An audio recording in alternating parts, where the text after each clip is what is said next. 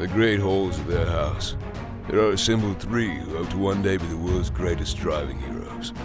Created from the cosmic legends of the universe comes our team captain, the Vision Bill Fisher. There's soon to be Wonder Woman, Vicky Fisher. Our Captain Marvel and head flight trainee, Jennifer Scripchuk. And our Batman, master of tools, gadgets, and all things mechanical. Our mild-mannered soon-to-be billionaire, Alan Danvers. Their mission?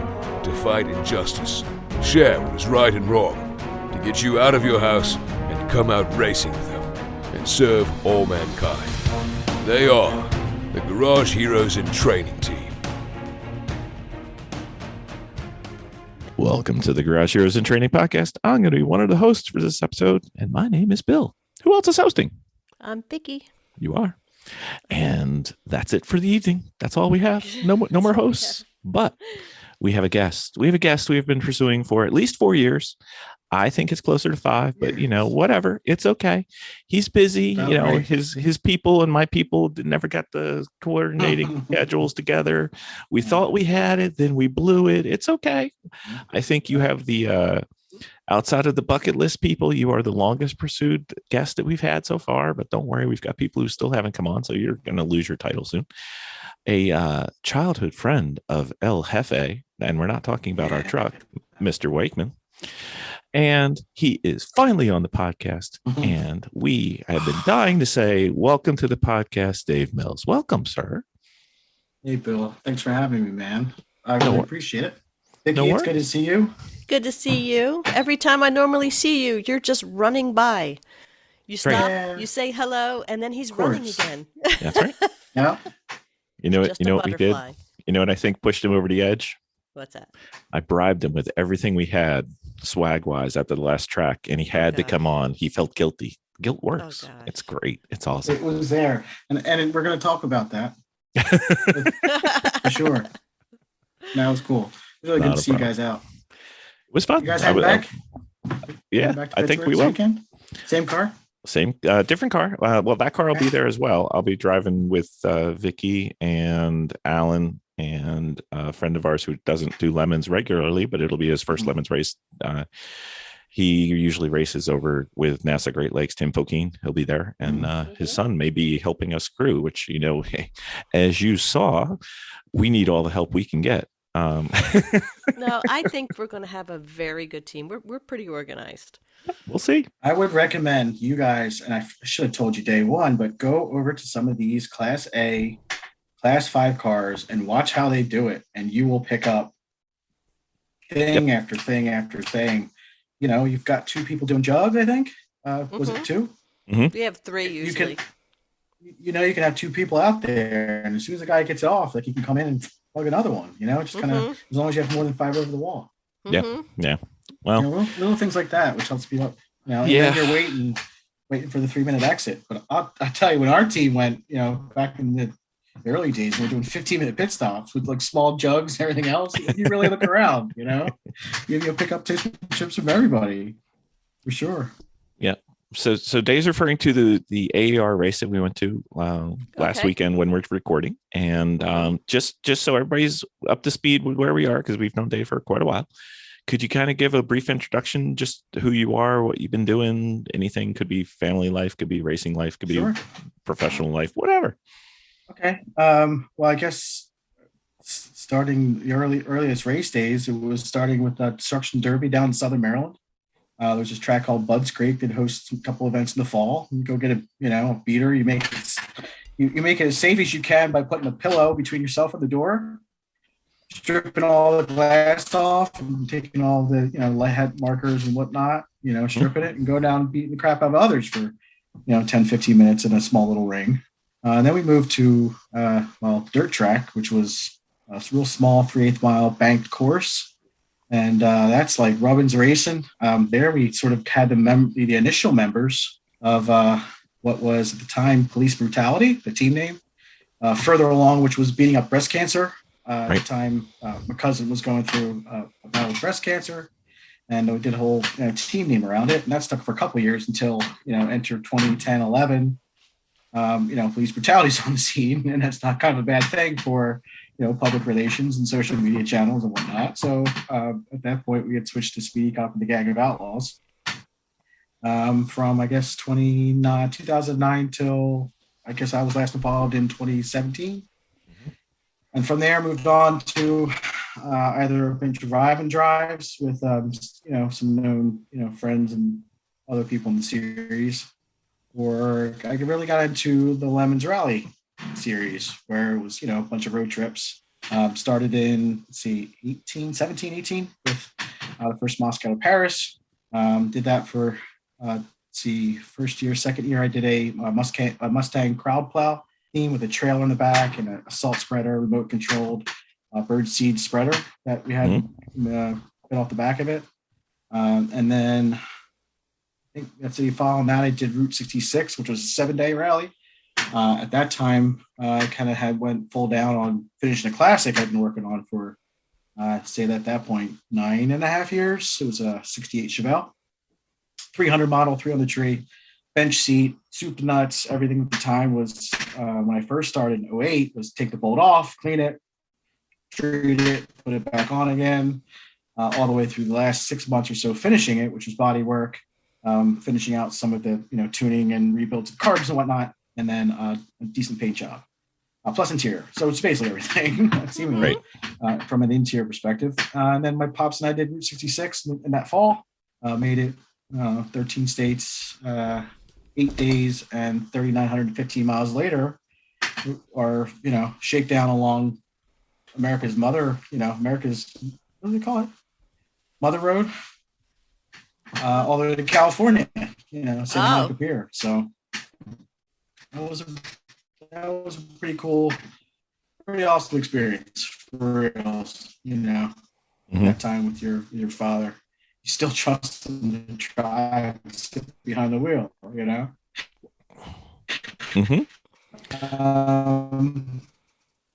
But last couple of years, last year I bought a house, placed a little bit of property, a couple of garages, first floor in this new place is somewhat livable with, bedroom. Oh, gone robot. You had him for a few minutes. Mm-hmm. Every time he gets talking about the house, it goes boom. Office and whatnot's done. And then planning some upgrades upstairs to add a second.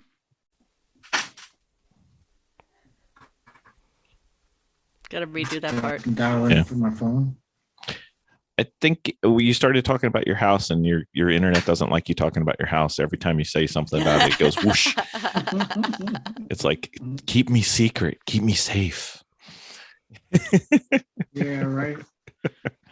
So basically, it's a fixer upper, live in for a couple of years. Next progression, home ownership, I suppose. Yep. Sort of flip this in a couple of years, but for now, it's been a nice place to a new community, a bit further south, a little slower, with 6-hour burgers on Tuesdays and $1 pints and pool,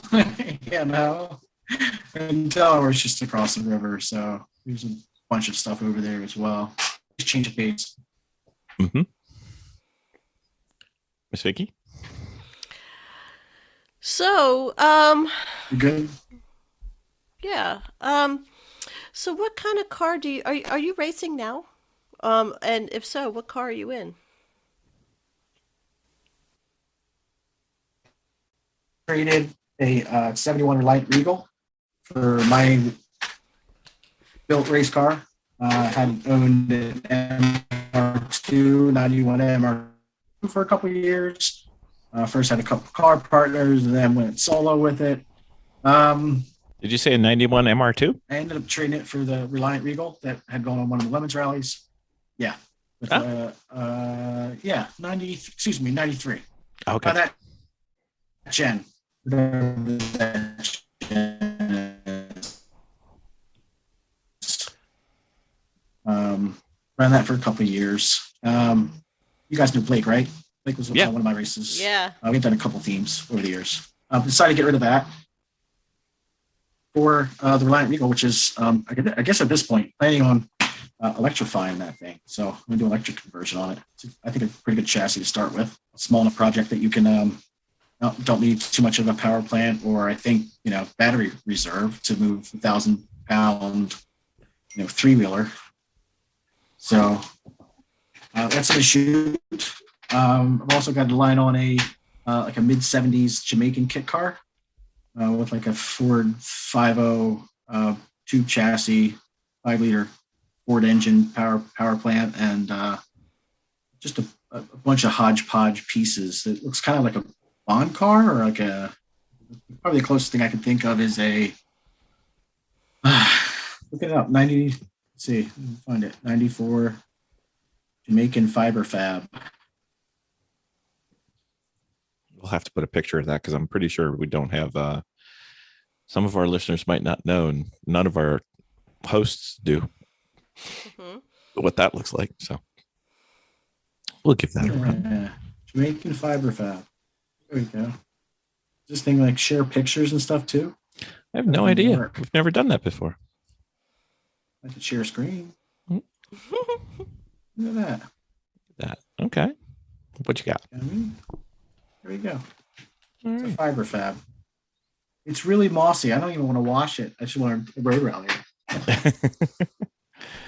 Well, I mean, So, are you racing in Lemons AER or both or some? I'll tell you, I was just thinking how to get back. I think I asked you guys if you had potentially some seats. Right. Last year, Pitt a year ago, I ran with Mike Pitterino from out of South Carolina. The Tuna Chuckers, which we had started, I think, with over, I think CMP is the first time we came upon them. I've known Mike for some years. So we ran his the Plimford, which was a big engine out of like a 460 out of a motorhome on a Plymouth chassis, and he set it up right, and we had a great time. A nice big thing rolling around Pittsburgh. It was a blast. Let's see. I typically run with Sputnik. It's been tough right now without a daily. It's been at least over a year, like 15 months without a daily. To kind of pump down to Baltimore, although I've done it with the truck for a long weekend, bringing the camper along. But I've run with Alex a number of times in the last couple of years. He and I did Bob Mitchell's Parisienne down in CMP. Took in the IOE, I think it was 17, 18. It was like late 17, I think, September 17, which that race is awesome. Have you guys been down to CMP yet in fall? We have not. It's tough with the students. Yeah, we have kids in school. I know. It's on the list. That Friday is probably the you guys can make that happen. Well, so I've enjoyed time with that. I was supposed to do an arrive and drive with Blake last year, but I think COVID got in the way with his truck out of Kentucky or NCM. I think I'm going to queue up again this year if that happens. I had tried to get actually last year's schedule was perfect between perhaps like 2 AER events, which I worked, and then visit out to Chicago, which is where my home office is, buddy out in Minneapolis for a week, and then down NCM, sort of a whole Midwestern road trip. Was like 6,000 miles in the RV, but house, new lady friend as well. So, just got to be priorities. You were, if I remember, let's say, living mobily for the initial part of COVID. Is that true? It wasn't a bad shtick. Wasn't a bad shtick. No. My initial plan was to do 6 to 8 weeks around the coast of Florida. Start from the rally, PA, through the rally for 4 days, Birmingham for the NCM weekend, or excuse me, Harbor Motorsports for the weekend. Yep. And then from there, just kick down, just simple drive down to the coast, right, Bob? Right, It was simple. It was so simple. It was so easy. It was, of course, the year that Eric Rude picks the Moscow to Paris, up and down hills, Appalachia, everything. With, at the time, we had done a new brake rebuild and swapped to spindles on the truck, which is a 68 3/4 ton Chevy. Right. original suspension components. I did want spindles in the front for, possible braking power. Yep. And I had gotten a free RV, and this all started and happened within 6 weeks. From What could go truck, wrong? What could go wrong? Prepping what was 6 to 8 weeks, just a Mhm. 3,000 mile shake down and back, right? No big deal. Easy. Maybe a little bit more. But we had broke down 60 miles from Barber. I got towed in late after awards. Don't count if you don't bring the vehicle you started with. Even though I sent my mascot and my rally partner along with other people and got every checkpoint on the list, loophole, you would think, but the vehicle's got to make it. That's the prime thing. Right. So flatbed doesn't count. You got to be there for the awards. So, Can't send piece of the car. Can't do anything. No, I tried. That was an experience. Mhm. Towed out to another garage 10 miles away, Lemons Community, barred garage for 2.5 weeks. With Dale Sale, Trailers by Dale Sale. Put me up in their yard where my camper was 50 yards from I-20, and held up there for 3 weeks while I put the second transmission in. Mhm. And that one got me as far as a week in the woods in Appalachia? No, Appalachia? not Appalachia. There was is it right on the coast down in Florida? I think it runs out. Florida's flat. Yeah, no, it's not Appalachia. Donnie It's not rides it. mountains. Donnie Donnie! rides over. Donnie keeps Donnie! riding over the mountains and making Florida flat. Too many cars. I He's got a lot of cars. I can't remember this. You try to block things out, Dave. It's a coping mechanism. Yeah, no. So that was a week in the woods, and then animosity's bothering me here. Anyway, I'll come up with it. Yeah, you're going to come up with it at like 2 a.m. in the morning. Right. And the Apalachicola, there you go. Apalachicola. Okay. Which was a just awesome location. I could still pull internet signal, so I would redundant power supply with solar and inverter and all kinds of battery storage with some solar panels on the top, generator hanging off the back, and I ended up putting a 30-inch electric smoker hanging off the other back. Mhm. And I don't think I had eaten in a gas station in years, just having stuff either in a fridge or something you pop in the morning or between tank of gas, and just 2.5 hours later is how long it takes to smoke a salmon. That's generally the rule of thumb when you're putting, living on the road.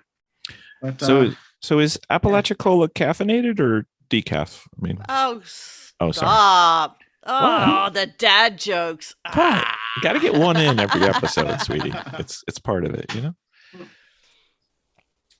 From there, I limped by that point to Jacksonville and stayed with a bunch of Florida men Floridians? across the street from Floridians, yeah. Will and his father. I mean, at that point, I think it was early March. And then like a week and a half later, COVID hit. So I kind of locked myself down there for 2 months, just outside or inside their gate the first month, outside the gate the second month, as everybody came home at that point. And then probably 2 months later, I moved up to, moved up the coast. Got as far as just south of Charleston when the third transmission went.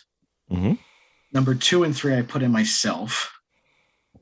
Third one, I subbed out 1,000 miles from home still, but held up on a. Why did you keep? Was it just the too terrain cheap. that you were on that was just killing your transmission? I'm carrying a lot of weight. Significantly over the capacity of the truck, and I'm addressing that. In fact, the truck is getting addressed right now. Better suspension bits. Viper motor. I was about a ton and a half over capacity, and with that combined with not the right torque converter setup, I didn't have a torque locker, or the second one, it wasn't quite I think configured correctly, despite guidance from Summit. And then the one I think was more of contributing was let's see, what was it? They had mismatch of manufacturer, and the one would warranty the other one if it was a mismatch of the torque converter. So that blew out the third one. And then the final recommendation was to get this inline automatic torque locking kit, which was, we would hit a certain RPM or hit a certain speed and just kind of lock into place. And that was the secret sauce. That and what an old timer at the time down in South Carolina said, there's your problem. He's like, you don't have your transmission lines running through the radiator and everything up until now. There was multiple people looking at it. They said, that's part of your problem. You got to put it into the transcooler first, not only hold it there, bring it down some temp, but then before you send it to the transcooler. I can tell you exactly what happened, root cause for every single one of them, and they all make sense. But I don't carry heavy weight, and I know nothing about automatics. It was my first automatic in years. Things can stick. So do you have the Lemons Rally record for longest rally? Tell you, no, there's definitely others. I think it's gone further, especially people have been, crisscrossing to get to an event. I guess Sucky Suck was 4,000 miles one way. And then in Arizona is when I picked up the truck, bought the trailer, and hauled it all home with a different vehicle. I don't know. We've done north-south a couple times, 3 times, and then east-west once. So maybe 3, 12. Could be, I don't know. It'd be really good to get this metric. 22,000 miles of rallying in the last 4 years, I think. Oh my gosh. If you really add it up out and back, sure. Well, I'm thinking I was talking not distance, but time. I think the time that you left to the time that you got back, I think you've got to have the record because you just never. Wow, that was all working on the road though. So yeah, I work from home.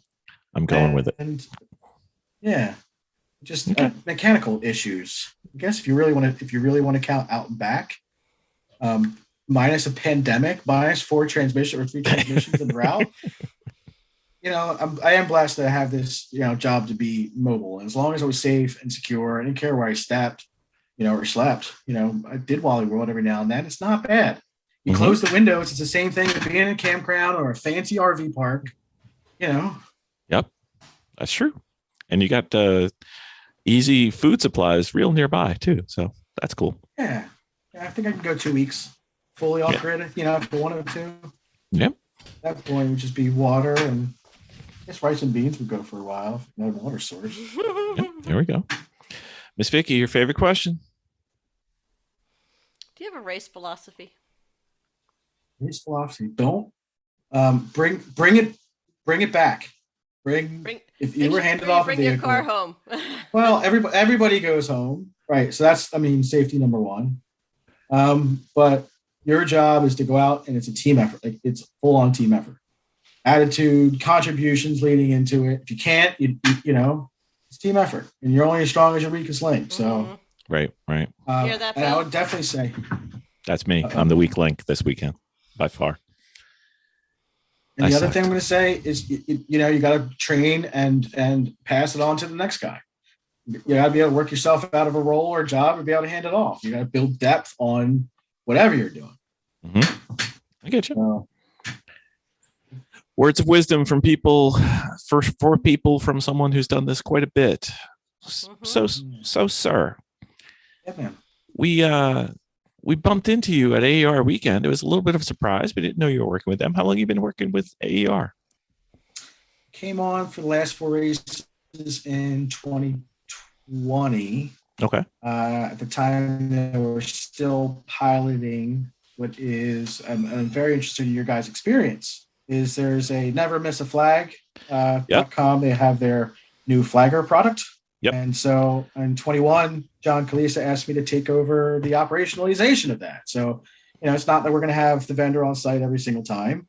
Something I do as a living in cyber security programs, taking them through operational and hand them off.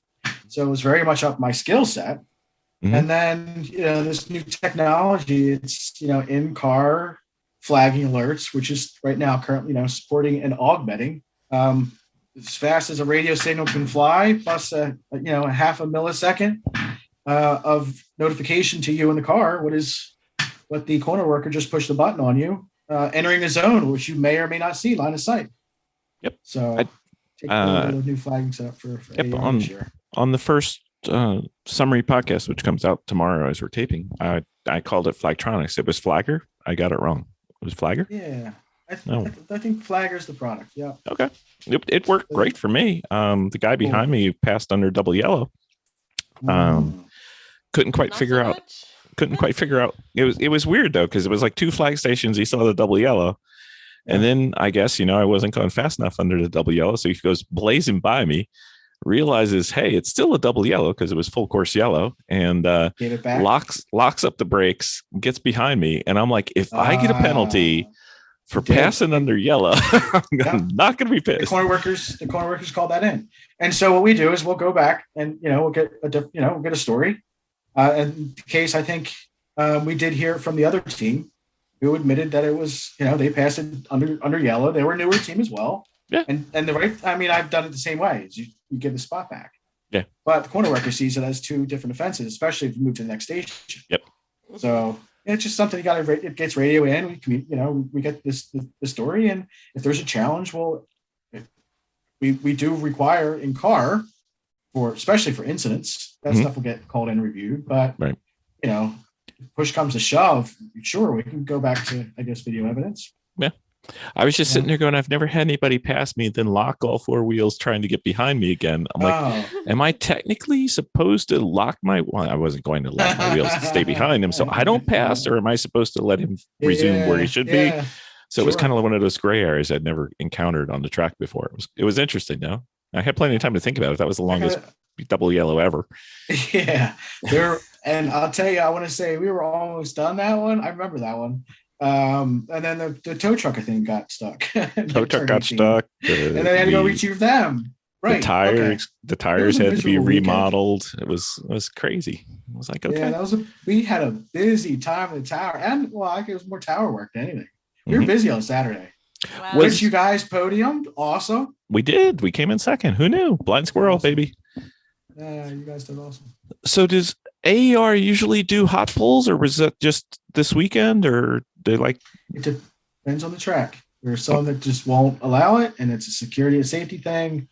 I gotta say that probably insurance is involved in and all that, but it could be a Glen, which we do race at. It doesn't have a lot of space to maneuver. You're driving pavement to pavement, so it depends on the track. Depends on their comfort, our comfort. The field guys' comfort. Okay. How seasoned are they? I mean, it is what it is.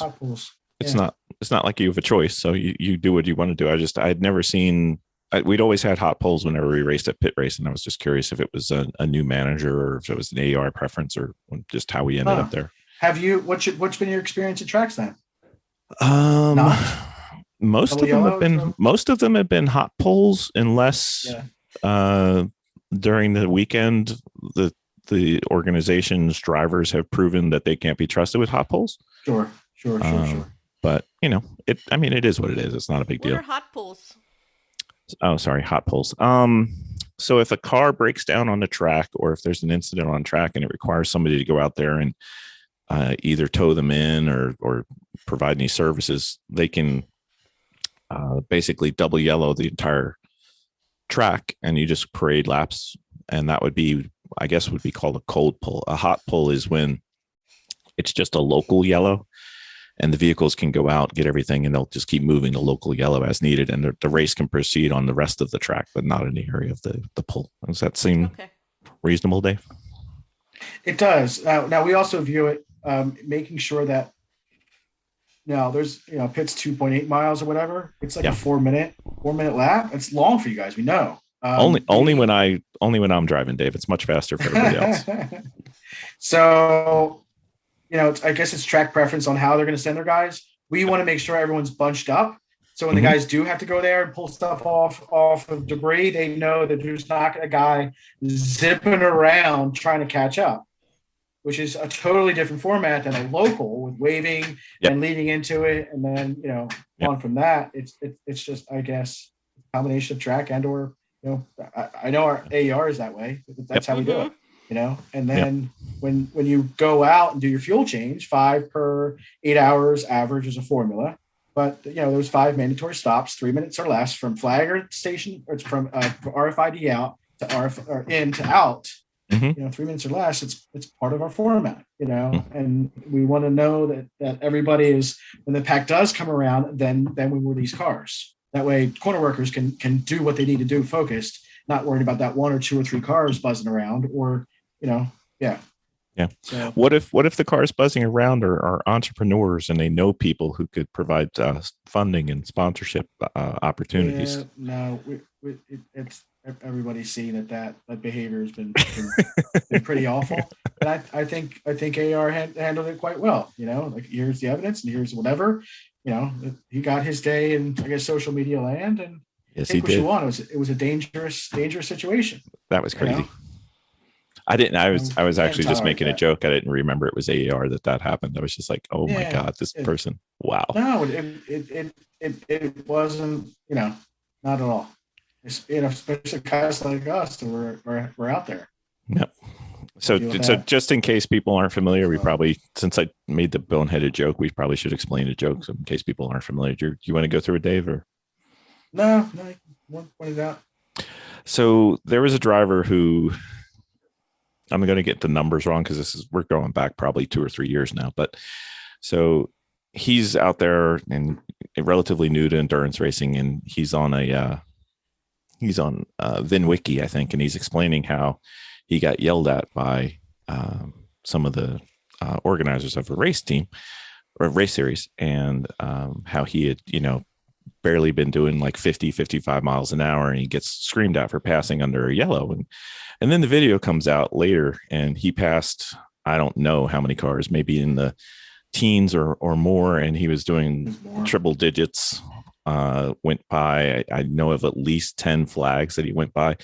And the internet meme-ish is kind of like, if all of a sudden you're passing every other car on the track for minutes, you might need to look at the flags. And I think it turned into It's You Home Slice, I believe was the final. It's You Home Slice. Yeah, It's You Home Slice. So worth looking up if you're feeling a waste like 10 minutes of your life. But it was good. Yeah.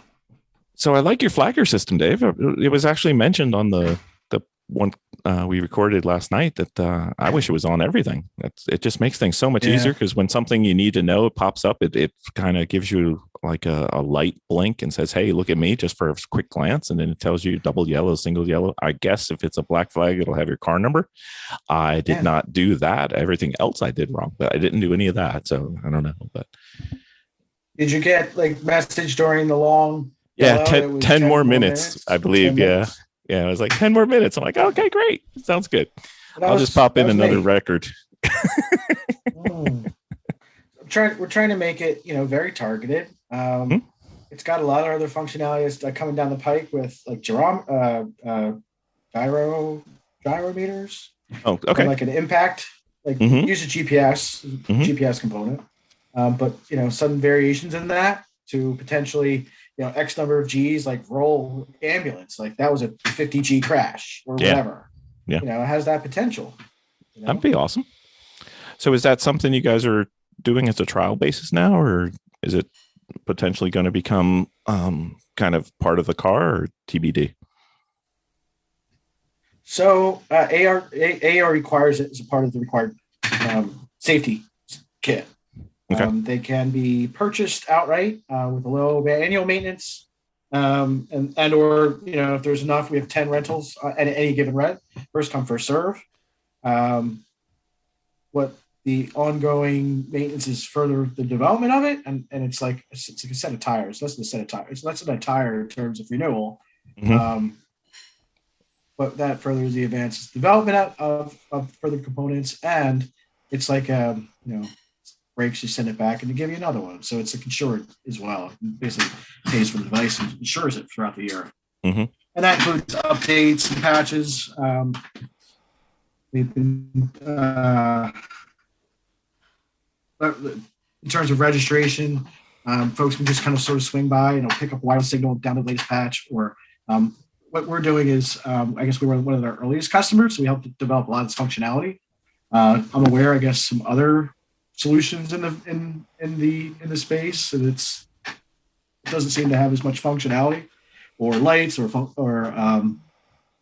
interoperability, which is that one could also be touched as well. So from future perhaps a future use case would be, one-way text out to the driver after an accident or an incident. Hey, are you okay? Yes or no. And it's, even without with gloves and whatnot, it still functions. And so the engineer and developers have been kind of thinking ahead and very much taking our feedback as well. So they made a bit of advancements in terms of some of the battery life, both on the mobile units, which is what you put in the car, and then the handhelds, which are radio and GPS intercommunicating.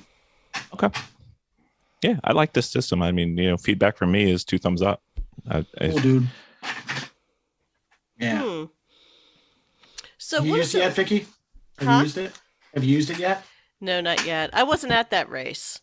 So Bill had gone just to go play with the boys. And Laura. Sorry. And Laura. So what is it like running a race as opposed to running in a race? Ooh. Good question. You want to be in the driving action. I can't say that I don't still get on the track in a non-race mode and zip around and take one more test lap. It's not full racing conditions.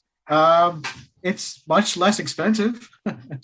Yeah, I would say so. In terms of the way the cash flows, risk is much lower. So that's much less. Well, it depends on where you're at. I miss being in the pits. I really do. Yeah. I don't miss it on cold weekends. No, or wet weekends for everybody, or wet ones. But everyone, so I miss that. I miss getting the steps. I'm a tower guy now. Feels like we all have pot bellies, kind of just hang out in the tower. But so, what about the AER audience and racers? I mean, we race in Lemons. Yep. How different are the bases, and what would you say? It's a different kind of racing. I know that. It is. We would like you to come with some experience. Understand that it is. I would say I wouldn't say more intense. It's definitely more intense. There's the classing and how they go about classing. You have really high-powered cars on track with what would be constituting like a Class A car in Lemons. Right. And so speed differences, closures, really got to know etiquette in those situations, and also know that, you don't want to be digging up something that costs more than your house, So we want to make sure that people are vetted, that they have a bit of racing experience, understand flagging systems, etc. The rules of the road before we can let any Joe Schmo come out. And while it's still real racing, there is a difference in dichotomy with some of the theming and some of the what is not constant, what would some people would be real racing. I think this offers you a nice flavor, or at least AER does. It's nice flavors for those that maybe don't want to come. And my experience was coming into the pits, having been an 8 or 9 year veteran, getting my finger wagged to me for 10 minutes when it's costing me $3.65 to run this car. Right. I want to go out, I want to be safe, I want to do whatever. Look, it was a 2 wheels off. It was okay if our team does it, 3 more times, benches, absolutely. Right. There's tolerances there, but it's your first offense, and the guy's just going to be a jerk to you because you said something on the forums or whatever. Like it's I just kind of want to go racing. Like, give me my pedaling, let me do what I do. You do it 3 times, you sit me for an hour. We're talking an early offense. So things like that, where it kind of will, if you are, kind of just want to go racing, but want it to be wheel to wheel, a Ford endurance format, and just a bit more, I guess, structure where it's okay to go 4 off, but we also have a safety and a point system. And I guess with AER, it also, by making it not about the pit stop, it's all about the racing. So 3 minutes is more than enough time to get your car in and out. And switch drivers and still meet 5 stops in an 8-hour day. And as we recently learned over the years, it's okay to change tires, rain conditions. It makes sense from a safety perspective. Previous years, we would do it behind the fence, and depending on where you were with in the paddock, maybe you had an advantage or not. So we centralized it on pit lane. It was something we fed feedback from customers and realized that, our participants can do it. It's not their first time doing it. So it's a nice flavor of, I think it's a nice flavor of, it's definitely the camaraderie. There's last year's championship point series was just awesome. Class 1. And I also say what you get with AER is we have got a lot of RFID technology, who's in the car, pit stops tied in with our website and everything from stints and stops. It's all there. They've got a great development team. The guys that run it it's some pretty cool tech. If you didn't recognize it, your name coming up on Race Hero. Lap times, drivers championship, points championship. That's all. You can do that with, some better enhanced down to the participant level. To be able to have that information flow for people to, have a good strategy on winning one of 5 classes, or now 6 with Class A, which is a new, a new take on, WRL's competition something class. I'm not even sure what the mapping is, but the same sort of power to weight requirements, where it's it's a power weight formula versus a time and trials on Friday afternoon. Well, on Friday.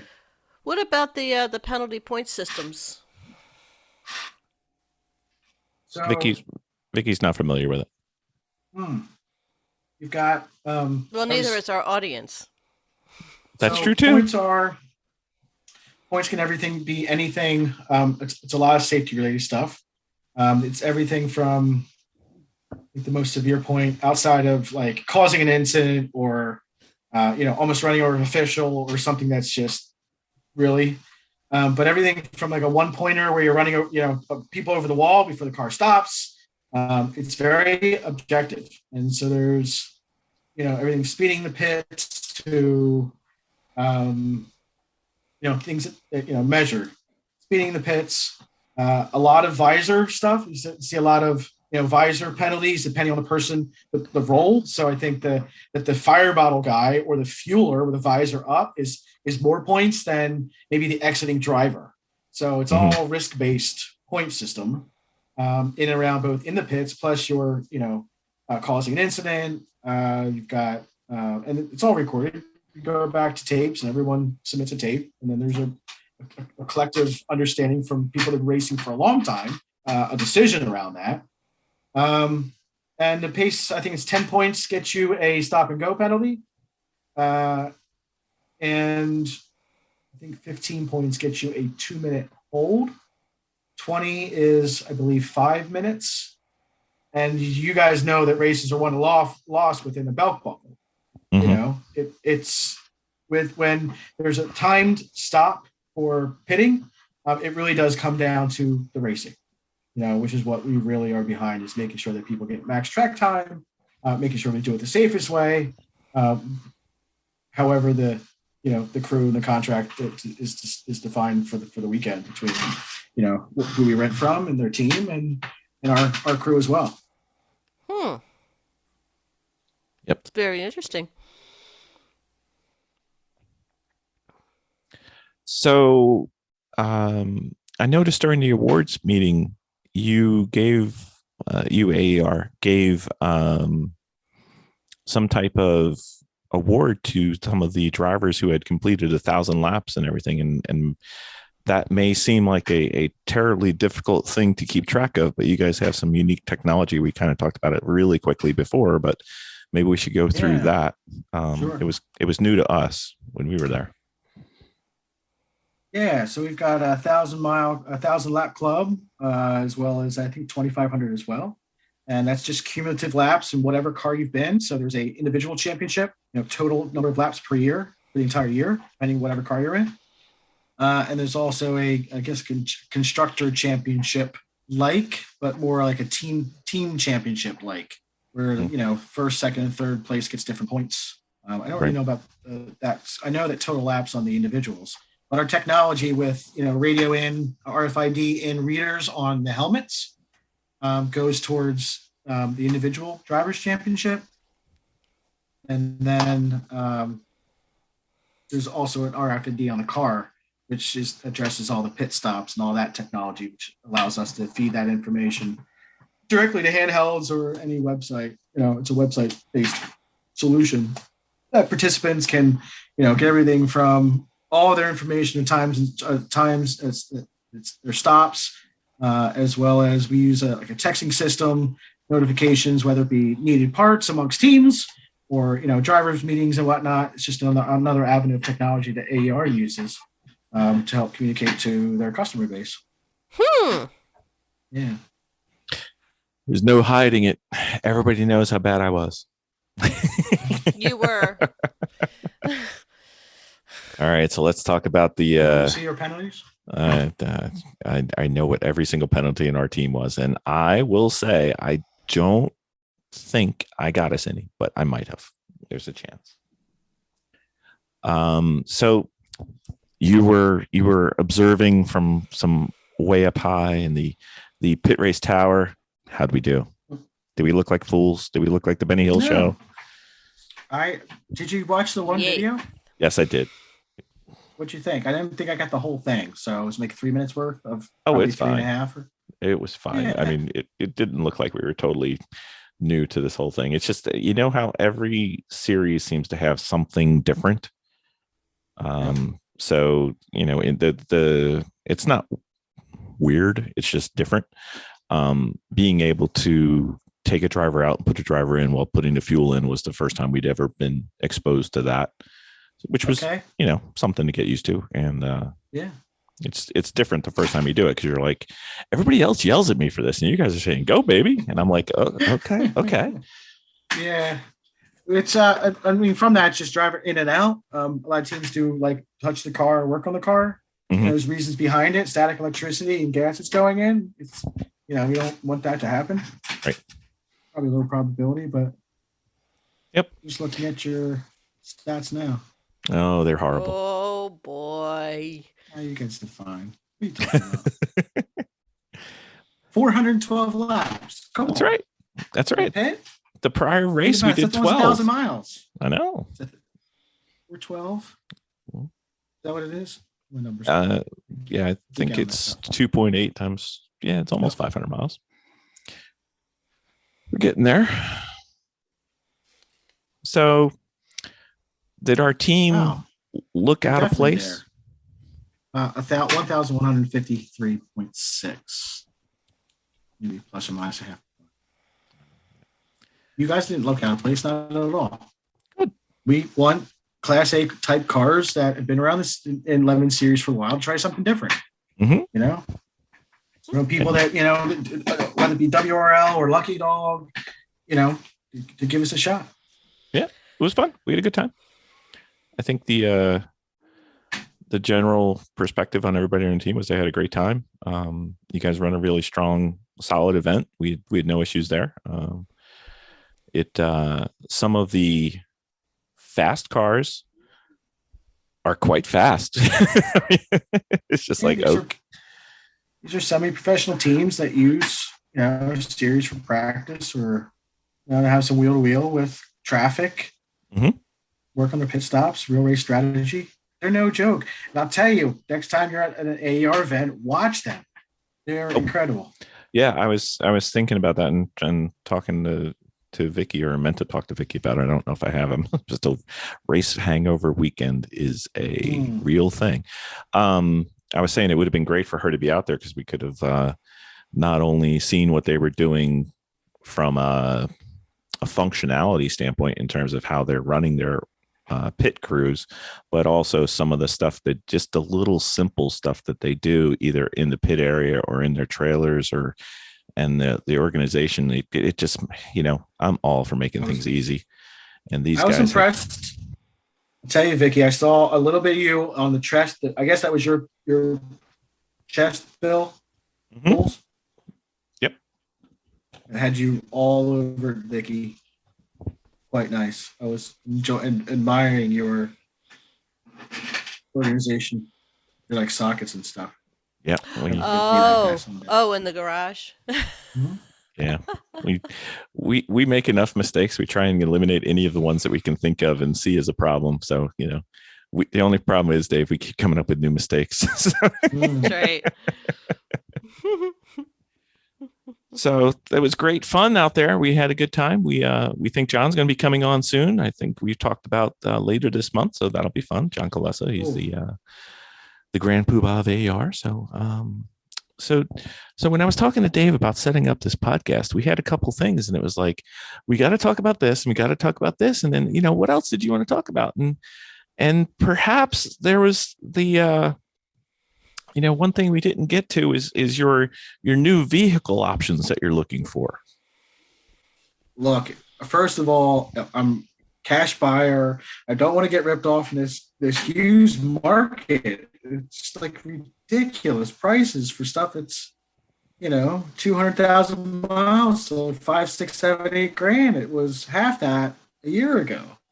Mm-hmm. So I'm undecided why I just buy something cash, decent beater with decent gas. Mm-hmm. Or I've been a big fan of the Acura product. I've got my eye on the 21, 22. I don't want to buy new.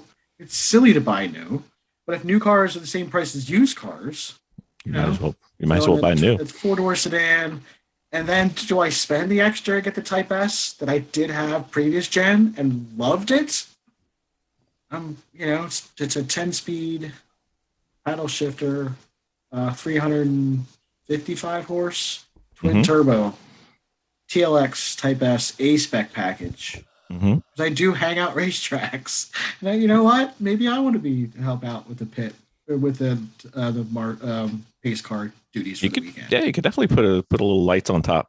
So what are you looking for? We're going to take advantage of a podcast. We're going to say to our listeners to write in, let us know what car Dave should get. So Dave, what do you need from the car? What do you want? What do you need? What do you got to have? I want something I'm going to enjoy. Okay. I want something to enjoy, and if it's decent gas mileage, I don't want something that gets like 12 miles a gallon. I got a fleet of classics that support me at terrible MPG. Mm-hmm. 20 to 30 miles to the gallon, sporty, either an inline 4 with a turbo or a V6. Mm-hmm. I do like Acura, and I'm kind of like honed in on this. It'd be tough to come off. I got to say, I was talking to a certain Motor Trend bigwig who used to be a Lemons judge. I'm not mentioning names. He thinks that I throw my money away with the Acura, the TLX. He says the Honda Accord. But if I'm going to have a car that's going to sit there for days on end, not doing anything, maybe a partial event, something that's going to be unique, or a new combination of colors, or in 30 years, it might be worth something with low miles. Okay. So 4-door sedan, peppy. I hate to be spending the money that cars are going for nowadays, but I think I've seen about 40K is the average for a new car. Yeah, pretty much. A little different than I was shopping at like 23, 20 years ago. It's the last time I got a car. Yep. I just kept stuff on the road. So that was the Acura, over 250,000 miles. Going to the 4-door because, my folks are getting older. I need to be able to get them in and out of proper doors versus flipping up the back seats and have them crawl through. So, 4-door sedan. 4-door sedan, something sporty. Decent Yeah. gas, stick, And manual. something I can work on. Automatic at this point. Automatic at this point. Yeah. All right. Very well. I need an automatic in my fleet. We're open. Yeah. Okay. So let's see what else would people want to know. I think that's pretty good. So let us know. We'll post this on the or social media. Bill. Or should I just wait, buy some cash and hold me over for a year or two and wait for somebody a better, either hybrid electric or some of these new electrics coming down the pike? I'd pull the trigger in a couple of years if the infrastructure was there. I hate to lock into something right now. Either buy cash and be done, or I just hate to lock into something for 5 years that might be in 3. And I hate to piss away money on a lease, although I'm considering it now. Yeah. Unless you're able to use it as a business expense, it's usually not the way to go for you. But then again, listening to race drivers talk about the financial decisions we make about cars is probably not the path you're going to go to. True. No doubt. We get there. So Miss Vicky, you know what Dave has the capability of doing? And what is that? He has the ability to go off the grid, mobile, solar, run off Are the you wind and the enjoying sun. van life? Except in It's not for everybody. I did this part-time to see if I could, would want to do it. I still like to have a place called home, come back during things like pandemics to park a rig and pull up for a couple months or years or whatever. But it's not for everybody. 30 gallons on board, fresh, and hot water and all the amenities, things loaded. It's tiny. It's like 32 square feet. There's not a lot of room. Still pack a lot in that package. I was just talking to my girlfriend tonight in and around. She saw a Planet Fitness. You get the black Planet Fitness card, and you can shower anywhere you can find a Planet Fitness. And there you can get water as well, and there's tips and tricks along the way. Like I said, if you don't mind Wally water every now and then, and need supplies. I hate supporting them, but they are pretty darn convenient in the middle of wherever. To feel somewhat safe, It's not bad. Yeah, you know what? They have a whole TikTok community on van life, and they give you all the tips and tricks on how to live off grid and such as, what you're doing. I prefer state parks. They're economical. You full shower and a bunch of facilities and fresh air. You've really simplified it. If you can fit everything into one tiny space for whatever, you kind of get rid of the excess. And so I kind of enjoyed the simplification of it in nature, Yep. But a shower is good, man. Got to have those showers. No, I did my showers. It was a bucket bath or whatever. It's still, Plus with the solar and the panels and whatnot, I could run my whole rig off of one, two, the 5 panels I've got there. I don't know if I could go fully off grid, but if had to, perhaps I could do it. Just got to find a water source. Water, and don't hunt. No. You can go fish down by the river. Go find a stream with trout. Captain's log supplemental.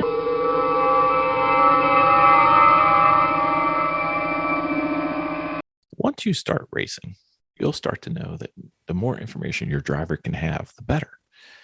One of the things that we found is that the Sentinel system allows you to be able to not only get your driver the information that they need, but also be able to share the information with the pit and anybody who's got internet availability.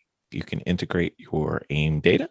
You can integrate the driver tag, as in who is the driver in the car. You can also integrate in your standings and who is ahead or behind of you into the dash, as well as be able to see flag statuses in case there's a yellow flag or a red flag or a black flag. Hopefully none of those, but they do happen. This was developed by a fellow racer, former guest, James Candelaria, and he is seeing a lot of people using it in the SCCA, WRL, AER, and we are doing demos at our paddocks whenever we are at the track. It could be at a race or it could be at an HBD.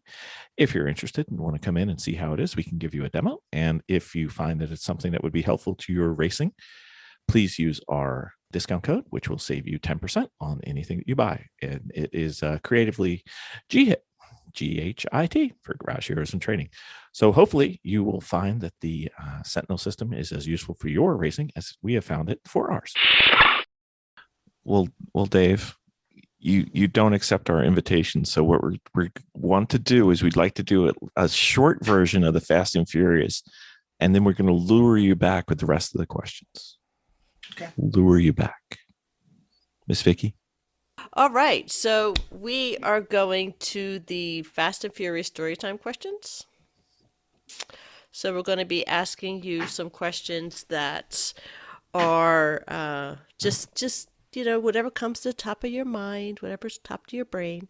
And we're going to start it off with what was your first car and what was the worst car you ever had? 87 Plymouth Reliant, brown, 4-door. Best car had to have been this Acura CL Type S 6 speed. Worst car. Worst car. Worst car was a brand brown Plymouth Reliant. Oh yeah, that's Hey, usually car. how it works. Yeah. That's probably about Although half that of the thing had answers. wicked power steering. I think parallel parking with one finger was amazing. Yeah. Totally. Mhm. Yeah. All right. So, Dave, there's this concept called the taproot car. It's the car that got you into cars. It's the car that got you to be a car guy that you are. Could be a Matchbox car. Could be a Hot Wheels car. Could be a model. Could be a neighbor's car. Could be your friend's car. Could be your family car. What is it? What car got you into cars? Early 80s Lamborghini Countach. That was the one on the wall, you know. Mhm. Poster car. And early Phillies car show. Very inspired by that event, just to go and be like oodle over the latest and greatest. Mhm. Like, wow. I can see that. Yeah, that was it. And then kind of benched it for a long time. It wasn't until I started hanging out with my cousin that I really got into it again. Awesome. Yeah. Well, we're glad you came back. Early in my life. Mm-hmm. So, let me see. What is the one thing no one knows about you that would surprise them? You have any hidden hobbies? I geek out with solar stuff. I actually have eight battery banks on my kitchen table right now. I've got a charger on them.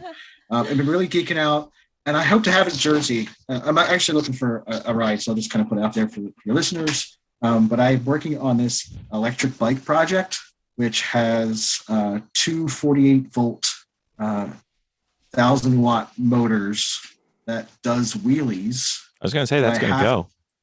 It does, and they're based on the wheels on the rear. And I need wheelie bars. Like my next step is wheelie bars for it. But the goal is with two independent motors, I can control sort of at that point reverse hover around with two different motors. That's the goal, and this has been in the brewings for many years. So if you need a driver for New Jersey who'll take care of your car and has a vehicle that will kill you in the paddock, we can hook you up with Dave. No problem. Yeah, absolutely. Good. All right. Very well. Let's see. What are we going to do? Do you have a car that got away? Either you sold it and you wish you didn't, or you just didn't pull the trigger and you missed out, or.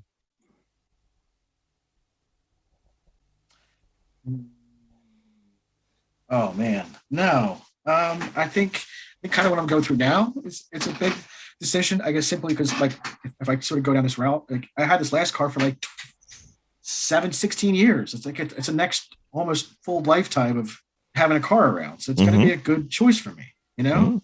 Okay. I'm not, I want to get it and take care of it and keep on the road for many years. Low global footprint. But still not try to be hypocritical in the fact that it might take premium gas or might have a little horsepower there. Horsepower. Yeah, I like to zip around. Couple I of don't them. drive much, so I have a low global footprint. I want to enjoy those horsepower and those miles. I want to enjoy the driving. Driving is fun. That's half the reason we have a podcast. Sure.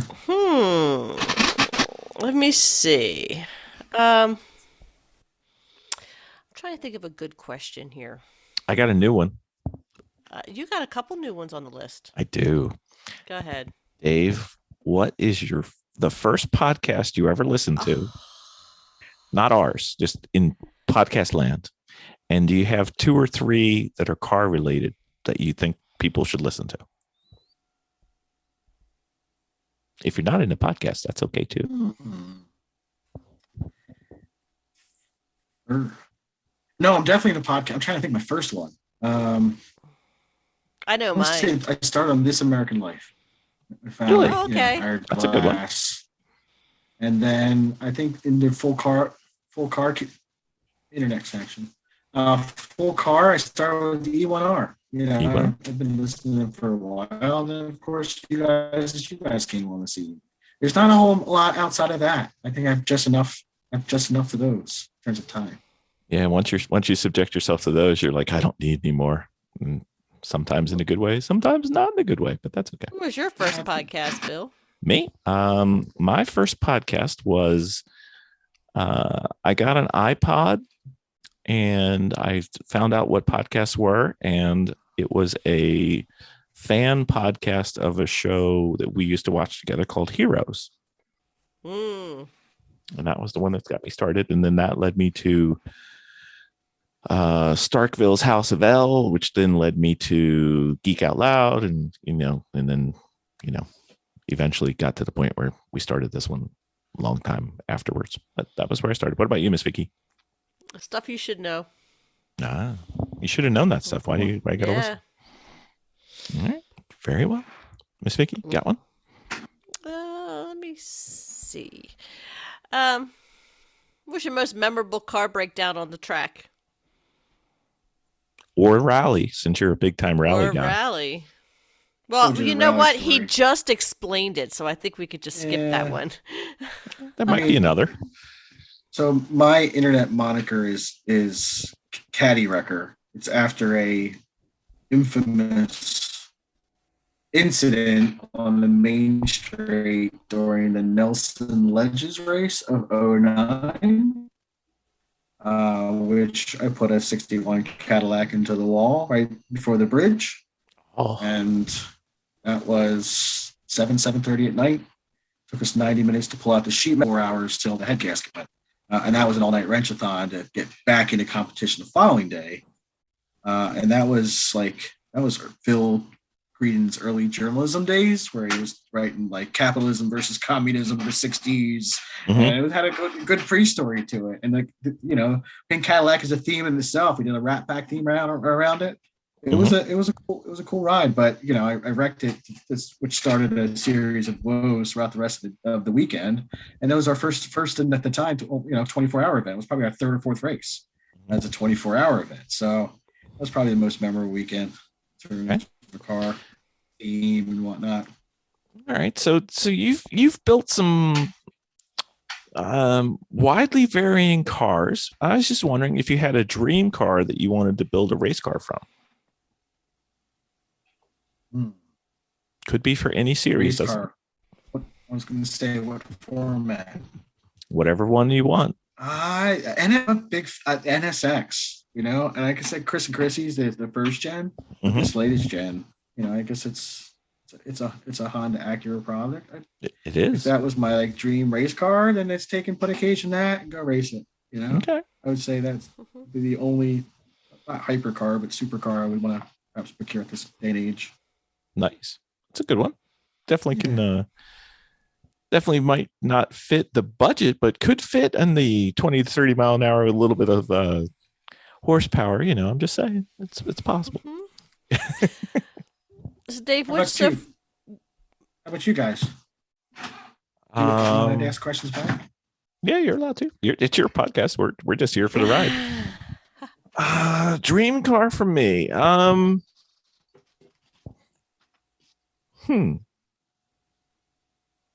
Well, I wanted to build like a spec E46 that was more for endurance, which we just finished with a ton of help from a friend. So I guess the next Dave's? no, Dave's? it's different one. His is an E36. This one's an E46. So Gotcha. we're going to be running that in, I don't know where yet. It's probably going to be an AER car, to be fair. I think the next one that I really want to do is I want to get a spec Miata for Miss Vicky. That's kind of the one I want. Yeah. Give her some fun. I don't have a dream car. I don't. Do you prefer the new one or the old one, Vicky? Well, obviously, I really, really like the turbo. It's Turbo too, NB Miata. Yeah. I know, and I say it. I know it's going to be the car that got away, but it's too track for the street, and it's too street for the track for me right now. So it's really kind of has me in like a really weird place with it. Not unless I convert it back to being a street car, but then, It's going It's to a fine. friend. It's going to a friend though. yeah. So it really has me pigeonholed, and I can't really advance with it or do much with it. And cars for me on the street are just to get around. I just like to really do stuff on the track more than I like to, drive on the street. mostly a town driver anyway. So, yeah, so I think that's why I'm just at that point when it's like, my driving growth is starting to get past it on the track and the HPDEs and training and stuff like that. So Sure. limiting me. So yeah, so I'd have to, the other one's not built yet, but I'd be interested to see what the other one will do. We'll get there. Yep. So, Mr. Mills, what is your favorite car movie or car from a movie of all time?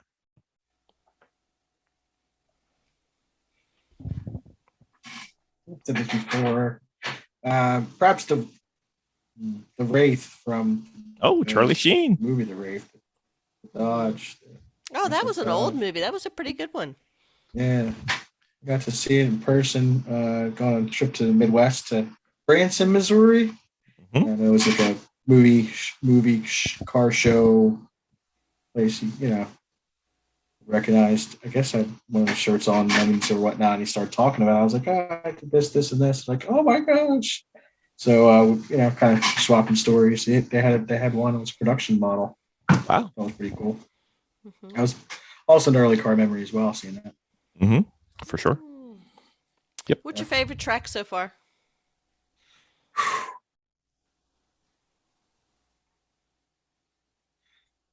We lost him. He just hovered to a happy place. Yeah. I had the best hour and a half out in Sonoma. Okay. Yeah. So that was pretty chill. I was intimidated initially by VIR. I was around when the oak tree was there and kind of was. So VIR I really like for its elevation, and I really madly respect is Watkins Glen, that Armco. Yeah. That track scares me. A little bit. It you have to respect that track for sure. Mm-hmm. And then just to know, and having been around like Seneca Lodge there and all the history that is happening either at that track or so we race Lime Rock as well, or have raced Lime Rock. Mm-hmm. Summit Point, like you got to respect some of these tracks still. They're like they bite you. They bite you big time. Mm-hmm. Things hurt. Mm-hmm. I just had recently gone to it. It seems to be a decent course. I think they need to repave here pretty soon. Do they? Had it recently repaved? Which one? I think Mid Ohio is pretty rough on. It could use one. Yeah. Especially in the rain. That would be nice. I think I probably had the most laps at CMP because we used to do fall and spring when they ran it twice a year, like multiple years in a row. Mm-hmm. Although last year was the first year I missed NJMP in 6 or 7 years them hosting it. So between them and AER, I probably got a lot, which is like Jersey, which is my local track, and NJMP with either track. I think mostly on Thunderbolt. Yeah. Okay, Dave, I'm interested to hear where you're going to go with this one. You have the opportunity. Picture like one of those claw games, right? You get to use the claw. You get to grab somebody by the helmet and pull them out of their car, and you get to jump in. It's a car that you got to race against in the past or racing against now or always wanted to race with. What car and what track? Model T GT. I drove it around the paddock for a little while with a shit-eating grin. That thing and raced against it, and that thing is just a well done, just chipped away at the budget and suspension and all that bits over the years, and was just a great Lemons build. And I could see that being a blast to drive. So I'd say Model T GT. Where are you going to be? Be at Sonoma, I guess, is where I think I touched around. There or Thunder Hill. It was one of the tracks we had gone out. Okay. It's a West Coast car, so it's a West Coast car. Okay. Sure. Very well. We'll place your order with them. We'll see if they'll bring it in. We'll see what we can do. Mm-hmm.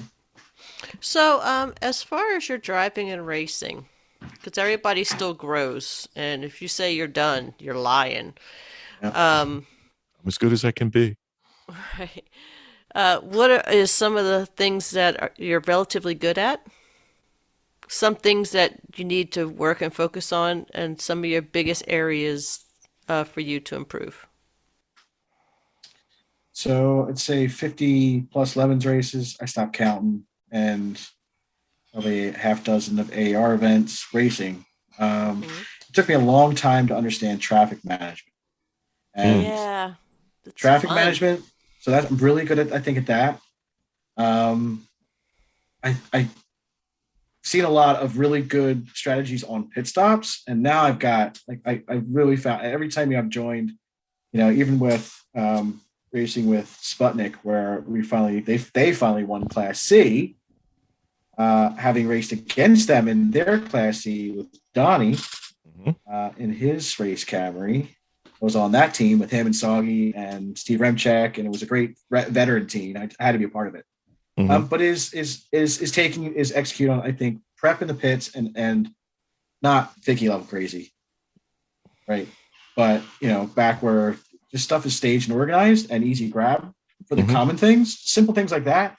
But then execute on pit strategy. Be able to take all the knowledge, whatever, and then be able to communicate that and sit there and practice with the team and share knowledge and tape it and watch it again. Highly recommend it. You guys tape your pit stops. You should. Why don't you just throw one of your GoPros on the ledge there before you hit the whatever and just tape it. Go back and watch it. We would, but we don't have big enough memory cards for our pit stops. Give it to another team next to you and have them tape. No, it was a joke about how slow they are sometimes, but that's a different story. Mr. Mills. Mr. Mills, was it fun? You made it through. You did it. I did. Appreciate it, guys. I had a great time. It was good. I was glad to have you on, sir. Hopefully the first of many trips to the podcast.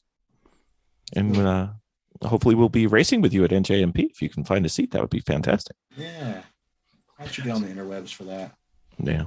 So if people want to follow along and see what you're up to and see what you're working on and see what your racing exploits are, where would they follow along and see what's going on? I've got Instagram, I guess, and the Facebooks with Caddy Wrecker, all one word. Okay. Mr. Wrecker, thank you for coming on the podcast. Dude. Thank you. Thanks for having me, Bill. Appreciate it, Vicky. No worries. We'll bother you again, sir. Hopefully in less than 4 years, you'll come back. Do it. Thanks, Dave. I don't think it's been that long, has it? It feels like All it. right. I don't care. It's fine. It'll be sooner next time. All Thanks, right, guys. Excellent. No worries. Thank you, Dave.